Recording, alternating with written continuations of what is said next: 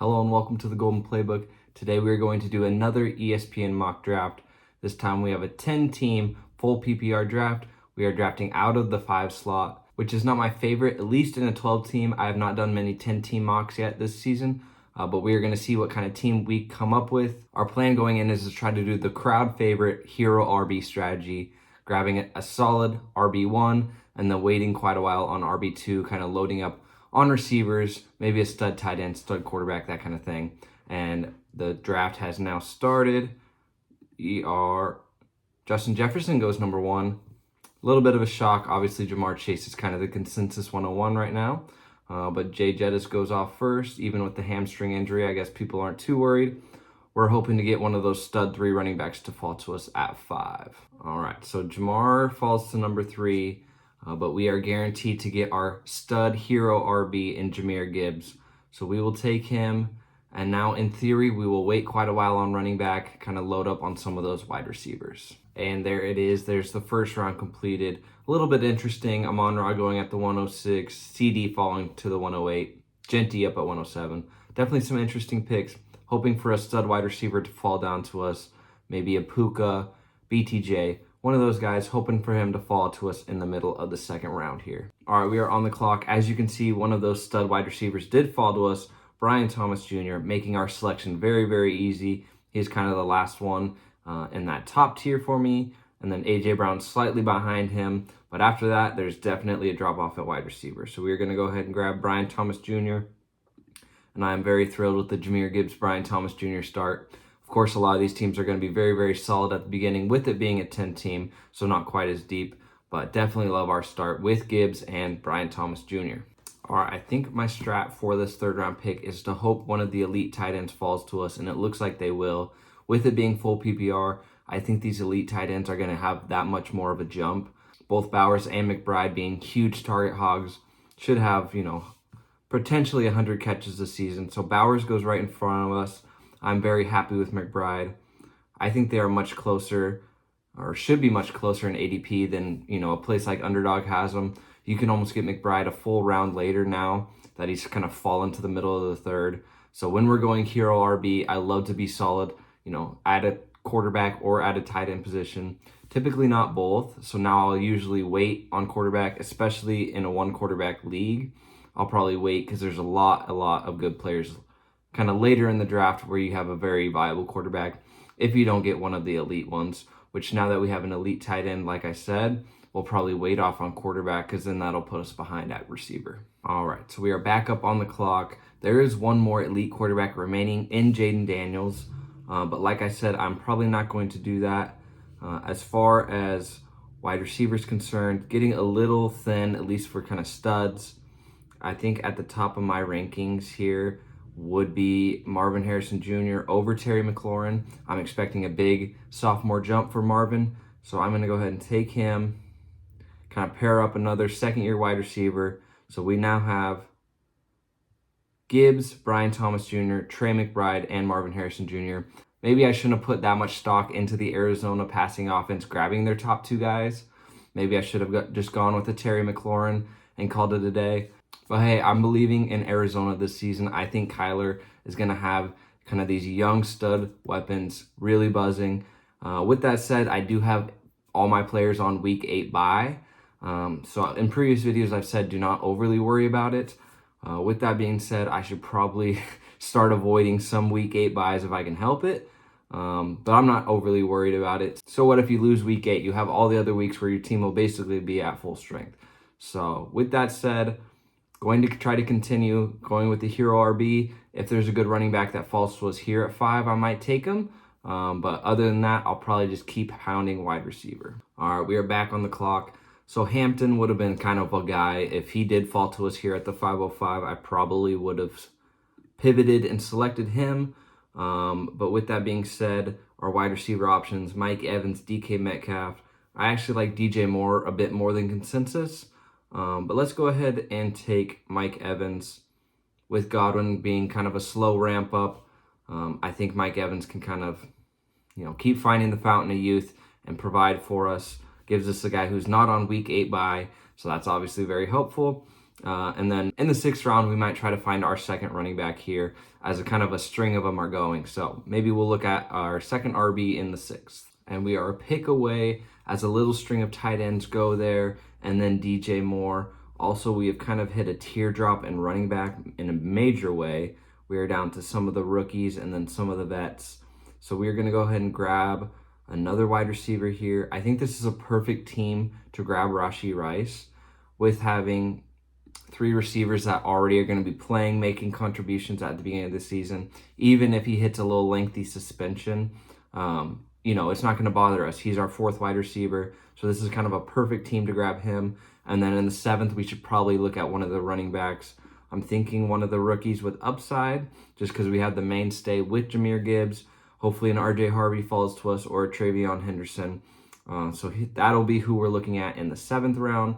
But obviously we have 4 stud wide receivers: BTJ, Marvin Harrison Jr., Mike Evans, Rashee Rice, and then McBride, stud tight end, and then Jahmyr Gibbs will be our anchor running back. And we will hope for a stud RB here. All right, we are back on the clock, and a lot of those running back options are still available. I'm almost tempted to wait another round just because all the guys to my right have 2 running backs already. But I'll probably lean to play it safe. And my favorite of the bunch here is RJ Harvey. I just think his upside in a Sean Payton offense is so massive. We saw what a similar talent guy Alvin Kamara did in his rookie season in the Sean Payton offense. I think RJ Harvey could do much of the same, especially in the passing game. I think he could get a lot of work. So with this being a PPR league, I think RJ Harvey's value definitely takes a slight bump up as a little run on those running backs go. It's kind of the last group of guys you really feel comfortable. If you had to start them in your RB2 slot, after them, definitely a drop off. So very happy with how our hero RB strategy has paid off. We have 4 stud receivers, the stud tight end, and now we have a very competent RB2. At least that's what we're expecting. We may hit another running back here, or we could go back to the well at wide receiver. Again, we're probably going to wait at quarterback just because it is the 1 quarterback league. This team, it probably makes sense to grab Kyler Murray, but I really don't want to force it. So we will see who we get as we are next up on the clock.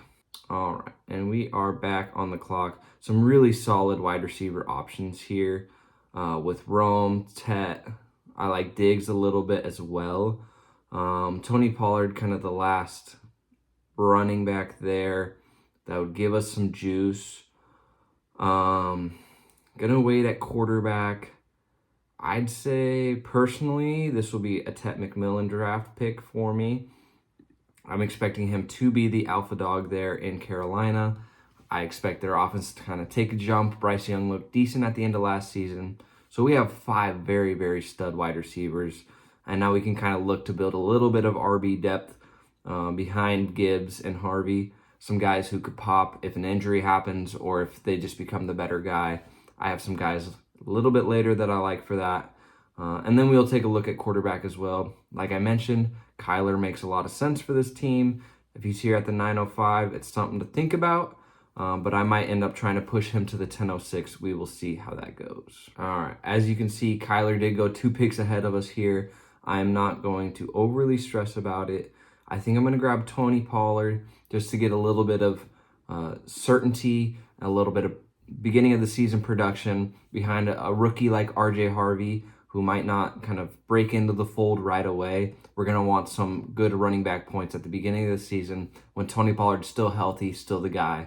I've mentioned in previous videos I'm a big Tyjae Spears guy. I think the split's going to be more even, but in the beginning of the season when we need Tony Pollard to kind of give us some points, I think he will be able to provide that. We will have to pivot at quarterback with Kyler going, but not too worried. There are plenty of good options here.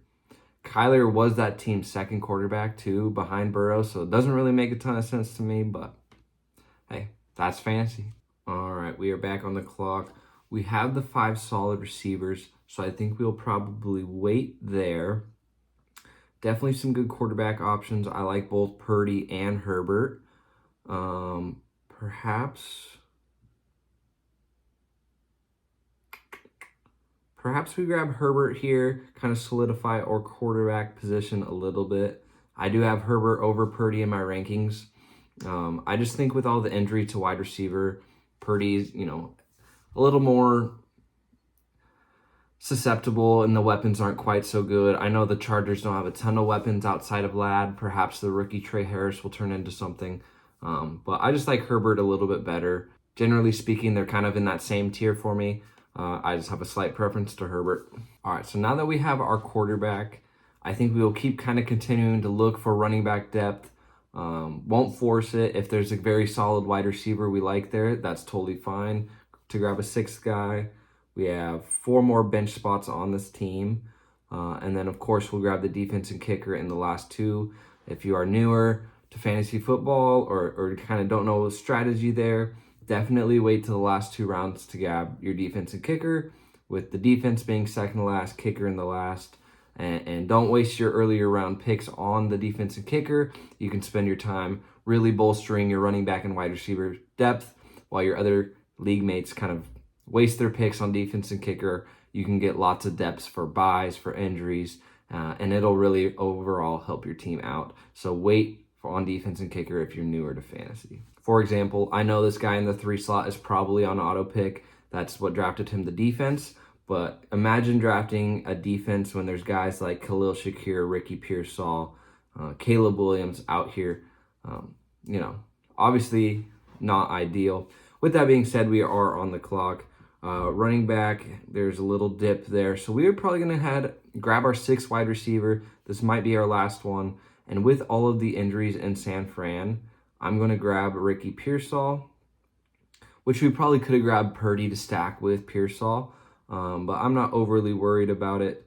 Pearsall will be our wide receiver 6th. And also we have been doing a great job not drafting week 8 buys. So very pleased with how this squad is turning up.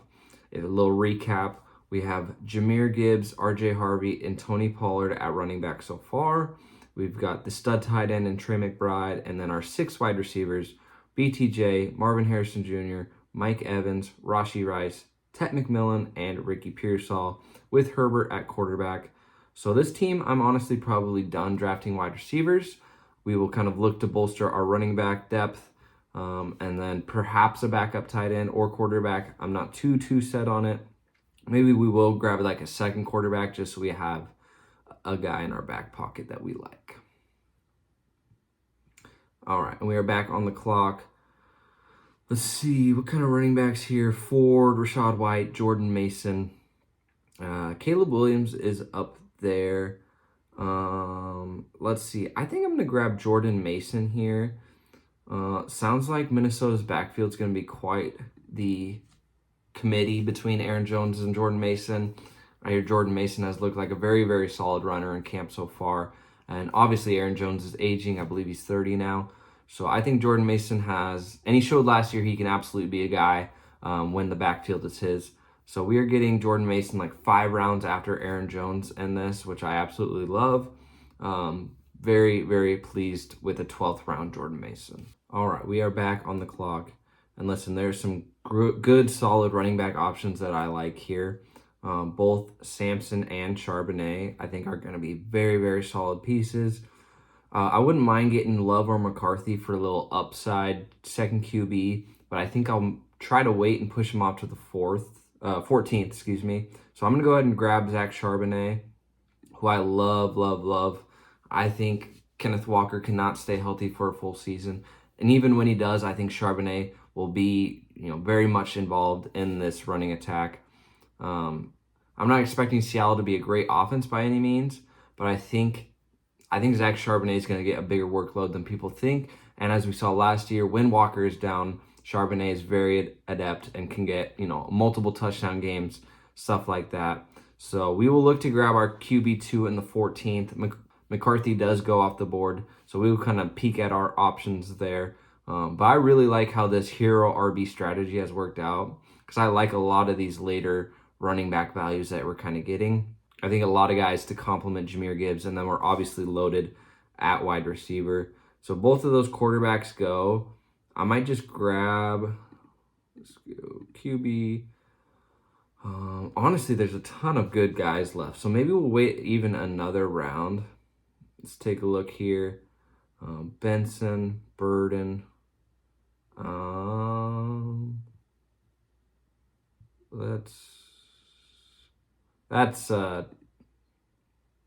That's totally my bad. I panic picked Marvin Mims.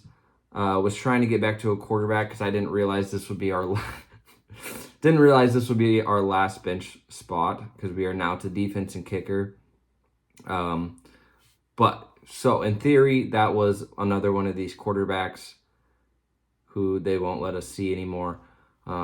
But that was, a Drake May, CJ Stroud. I really think in one quarterback leagues, you can absolutely wait on these quarterbacks, whether it's your first quarterback or second quarterback. If you don't get one of the elite guys, I have no problem waiting quite a long time, unless your league is kind of super crazy, bumps up quarterbacks a lot, and you're getting nervous. I would feel very comfortable waiting in the one quarterback league.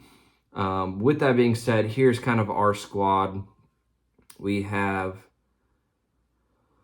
Jahmyr Gibbs, RJ Harvey, Tony Pollard, Jordan Mason, Zach Charbonnet. Very, very solid running back room for grabbing our second one in the 7th, in my opinion.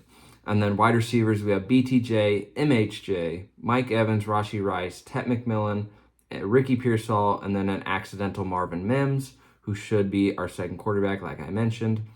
And then tight end, we have the stud McBride. When his bye comes, we'll kind of just pick up a waiver option and drop a bum off our bench.